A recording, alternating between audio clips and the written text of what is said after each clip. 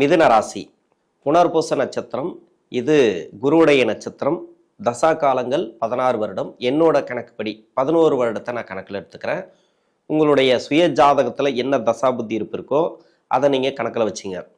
11 வயசு வரைக்கும் குரு தசை நடப்பில் வந்தால் பிறகு 19 வருடங்கள் சனி தசை. 11 + 19 30. 30 வயசு வரைக்கும் சனி தசை நடப்பில் வரும். இப்போ சனி தசை நடக்குது 16 வயசுலேருந்து ஒரு 20 21 வரைக்கும்.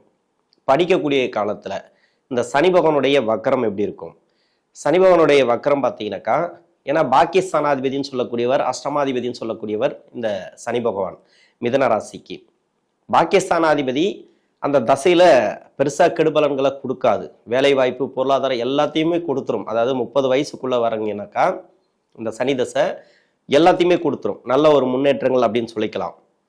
படிக்கிற காலகட்டத்தில் இது வரைக்கும் ஏதாவது படிப்பு ரீதியாக தடைகள் இருந்துச்சுன்னா அந்த தடைகள் இருக்காது. படிப்பில் ஒரு சில பேருக்கு முயற்சிகள் எடுக்கணும். படிப்பு ரீதியாக நிறைய பேர் இப்போ படிப்பெல்லாம் விட்டுட்டு வேலைக்கு போகிற சூழ்நிலை கூட ஒரு சில பேருக்கு வந்திருக்கு. அது எல்லாமே மாறும். படிப்பு ரீதியாக இருந்த தடைகள் மாறும். மனசளவில் இருக்கக்கூடிய பாதிப்புகள் இருக்காது. படிப்பே நல்லா இருக்கும் அப்படின்னு எடுத்துக்கலாம். எந்தவித டிஸ்டர்பன்ஸும் கிடையாது. சனி தசை அப்படிங்கிறது 10ஆம் இடத்துல தான், தொழில் ஸ்தானத்தில், அதுலேயும் ஜீவனஸ்தானத்தில் கர்மகாரகன் சொல்லக்கூடிய சனி பகவான் அந்த இடத்துல வக்கரமானாலும் உங்களுக்கு எந்தவித நெருக்கடியும் இருக்காது. படிப்பு ரீதியாக 21 வயசுக்கு மேலே 30 வயசு வரைக்கும் சனி தசையில் இந்த சனி பகவான் இப்போ வேலை தேடக்கூடிய நபர்களுக்கு வேலை வாய்ப்பு கொடுக்கும். தொழில் ஸ்தானத்தில் தான்.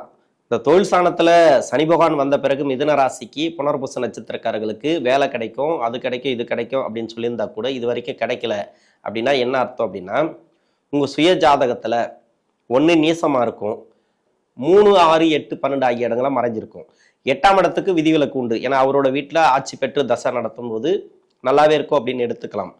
இது தவிர்த்து, ஏன்னா 8ஆம் இடத்துல ஆட்சி பெற்று தசை நடத்தும் போது வக்கரமாக இருந்தான்னு வச்சிங்களேன், அது அந்த பலன்களை மாற்றி கொடுத்துரும். அது மாதிரி தசை நடத்தக்கூடிய இடத்துலையும் கொஞ்சம் பிரச்சனைகள் கொடுக்கும். இது மாதிரி உங்கள் ஜாதகத்தில் இருந்துச்சுன்னா உங்களுக்கு இப்போ 10ஆம் இடத்துல சனி பகவான் வந்த பிறகு வேலை கிடைக்கிறது, தொழில் அமையிறது, எதுவுமே நீங்கள் முயற்சி பண்ணக்கூடிய அனைத்து விஷயங்களும் உங்களுக்கு தடை தாமதத்தை கொடுத்துருக்கும்.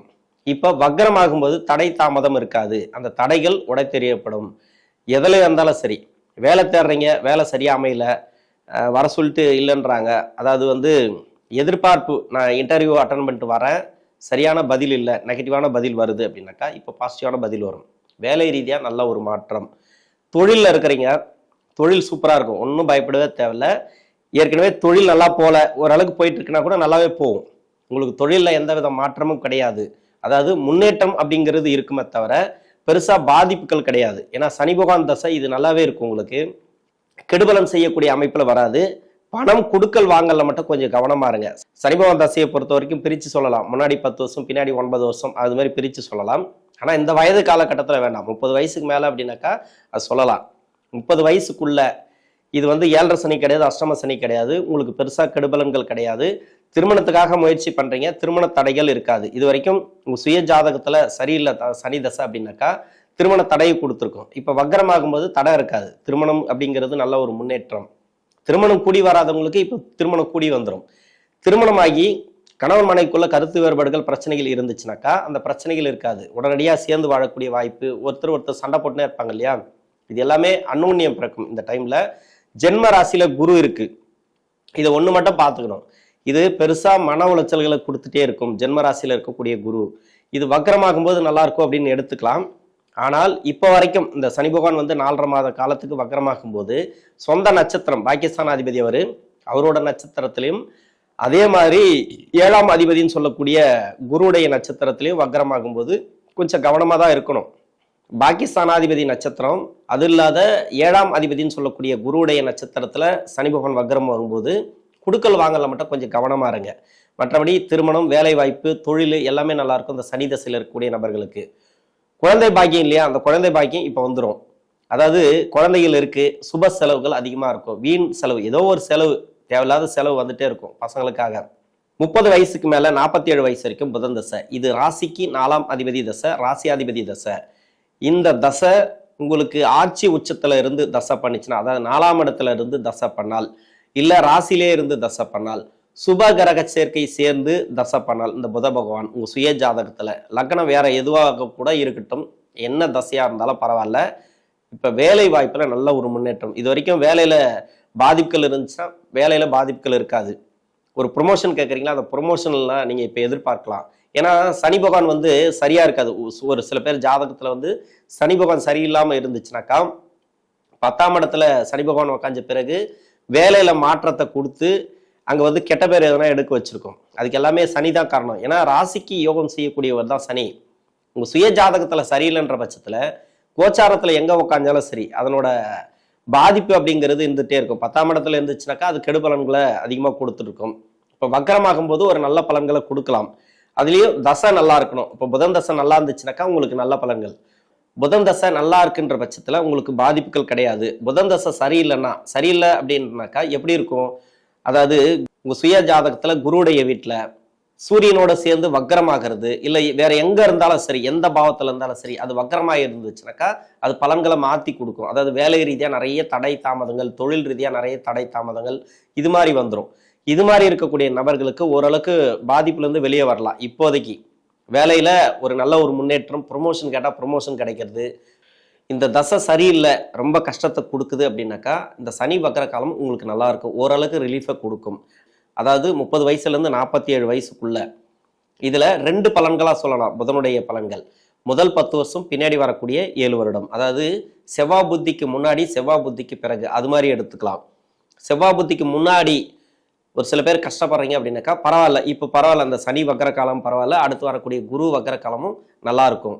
ஆனா அந்த தசையில நல்லா இருக்கிறீங்க அப்படின்னாக்கா நல்லாவே போகும், தசை நல்லா இருக்குன்னு அர்த்தம். பின்னாடி வரக்கூடிய 7 வருடத்துல உங்களுக்கு வேலை ரீதியா பொருளாதார ரீதியா நிறைய கஷ்டத்தை கொடுத்துச்சுனாக்கா ஓரளவுக்கு நல்லா இருக்கும். ஏன்னா பின்னாடி வரக்கூடிய 7 வருடத்துல நீங்க நல்லா இருக்கிறீங்க, நல்ல தசை பரவாயில்ல. ஆனா பெரும்பாலும் அதை சொல்ல முடியாது. 80% பேருக்கு வந்து கொஞ்சம் கஷ்டத்தை தான் கொடுக்கும் பின்னாடி வரக்கூடிய 7 வருடத்துல அந்த செவ்வாய் புத்திக்கு பிறகு. ஏன்னா லக்ன அவயோகராக வந்து, அதாவது லக்னத்துக்கு மறைமுக சுப தொடர்புல இந்த புதன் தசை வந்துச்சுனாக்கா பின்னாடி வரக்கூடிய 7 வருடம் ஏதாவது கஷ்டத்தை கொடுத்துனே இருக்கும். அந்த செவ்வாய் புத்தி, அதன் பிறகு வரக்கூடிய ராகு, குரு, சனி எல்லாமே இது எல்லாமே உங்களுக்கு கடன் பிரச்சனைகளை அதிகமாக கொடுக்கும்.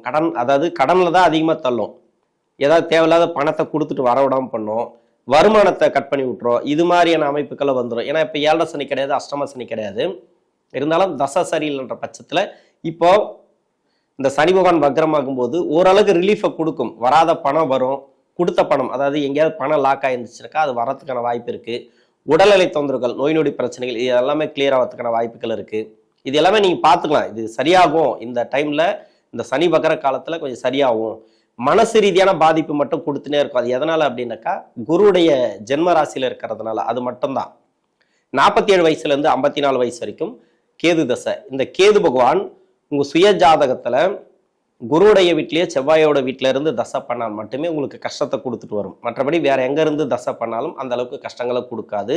அந்த வீடு கொடுத்த கிரகம் சரியில்லைன்னா கூட அது பெருசா உங்களுக்கு கெடுபலங்களை கொடுக்காது. இப்ப கெடுபலங்களை கொடுத்துட்டு வருது இந்த செவ்வாயோட வீட்டுல இருக்கிற கேது பகவான் தசைக்கும் குருவுடைய வீட்டுல இருக்கக்கூடிய கேது பகவான் தசைக்கும் கஷ்டத்தை கொடுக்குது அப்படின்னாக்கா இப்போ நல்லா இருக்கும். இந்த 4.5 மாத காலம் அப்படின்றது உங்களுக்கு சிறப்பான முன்னேற்றத்தை கொடுக்கும். பொருளாதார ரீதியா ஏற்றம், வருமானத்தை இரட்டிப்பா கொடுக்கறது, தொழில் ரீதியா நல்ல ஒரு வளர்ச்சி கொடுக்கறது இந்த கேது திசையில நல்லாவே இருக்கும் அப்படின்னு எடுத்துக்கலாம்.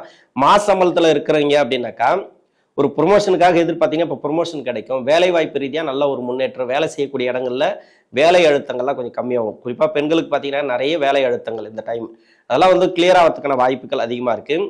54 வயசுல இருந்து 74 வயசு வரைக்கும் 20 வருடங்கள் சுக்கிர தசை. சுக்கிரன் இது விரையாதிபதி தசை, 5 குடையவன் தசை. நிறைய செலவுகளை வைக்கும். இப்போ சனி வக்கர காலங்களில் செலவு வச்சுக்கினே இருக்கு. ஏதோ ஒரு செலவு, வீண் செலவு, தேவையில்லாத செலவு, அதை நீங்க பாத்துங்க. தேவையில்லாத செலவா தேவையான செலவா, செலவுகளை கம்மி பண்றது நல்லது. இப்போ தேவையில்லாத வாக்குவாதங்களை கம்மி பண்றது நல்லது. இருந்தாலும் பூர்வ புண்ணிய ஸ்தானாதிபதி தசை அப்படிங்கிறதுனால உங்களுக்கு 54 வயசு டு 74 வருதுன்னாக்கா உங்களுடைய வாரிசுகளுக்கு நல்லா இருக்கும். சுப விசேஷங்கள் அதிகமாக கூடி வர்றது. அது மட்டும் இல்லாம வீட்டுல வந்து வண்டி வாகன சேர்க்கை, வீடு கட்டுறது, ப்ராப்பர்ட்டி வாங்குறது, ஒரு இடத்த வச்சு ப்ராப்பர்ட்டி வாங்குறது, அதாவது வேலையை வச்சு ஒரு ப்ராப்பர்ட்டி வாங்குறது, வண்டி வாகனத்தை வாங்குறது, இது எல்லாமே இந்த சுக்கிர தசைக்கு வந்துடும். பசங்களோட வளர்ச்சி சிறப்பு, சுப விசேஷங்கள் அதிகமாக கூடி வரும். வீட்டில் வந்து திருமணம் பண்ணி பார்க்கணும்னு நினைச்சிருப்பீங்க, நிறைய நாளாக திருமணம் தடையாவே இருந்திருக்கும். அந்த திருமண தடை இருக்காது. இப்போ நல்ல ஒரு செலவு தான், அதை வந்து சுப செலவுகளாக மாற்றிக்கொள்ளுங்கள். உங்க கையில காசு இருந்துச்சா சுப செலவு ஏதாவது பண்ணுங்க, இல்லையா ஒரு ப்ராப்பர்ட்டி வாங்கி போடுங்க, இது மாதிரி வந்துடும். அப்படி இல்லை வருமானமே இல்லை, காசு இல்லை, பணம் இல்லை, எதுவுமே இல்லை அப்படின்னா ஒரு வேலை ரீதியா பணம் வரும். எங்கேயாவது கொடுத்து பணம் கொடுத்து லாக் ஆயிருந்தா அந்த பணம் திரும்பி வர்றதுக்கான வாய்ப்பு இருக்கு. உடல்நிலை தொந்தரவுகள், நோய் நொடி பிரச்சனைகள், மருத்துவ செலவுகள் எல்லாமே இப்ப கம்மியாகிறதுக்கான வாய்ப்புகள் அதிகமா இருக்கு. வருமானம் இல்லாதவங்களுக்கு வருமானம் வரும், வேலை இல்லாதவங்களுக்கு வேலை கிடைக்கும். தொழில் சரியா இல்லை அப்படின்னா இந்த 4.5 மாசத்துக்கு தொழில் நல்ல ஒரு வருமானத்தை கொடுக்கும். 74 வயசுல இருந்து 80 வயசு வரைக்கும் சூரிய தசை, 80 வயசுல இருந்து 90 வயசு வரைக்கும் சந்திர தசை. ஏன் இந்த 2 தசையை நான் சேர்த்து சொல்றேன்னா, இந்த ராசிக்கும் இந்த லக்னத்துக்கும் நன்மை செய்யாத தசை இந்த 2 தசையும். ஏன்னா 2ஆம் அதிபதி 3ஆம் அதிபதி அப்படின்னு சொல்லக்கூடியவர். இந்த தசை அதாவது புதனோட வீட்டுக்கு இந்த 2 தசையும் நன்மை செய்யாது. இதுல உடல்நிலை தொந்தரவுகள், உணவு பழக்க வழக்கங்களை கொஞ்சம் கவனமா இருங்க. நோய் நொடி பிரச்சனைகளை இந்த காலகட்டங்களில் கொடுக்கும். பூர்வீக சொத்துல நிறைய பிரச்சனைகள் கொடுக்கறதுக்கான வாய்ப்பு இருக்கு.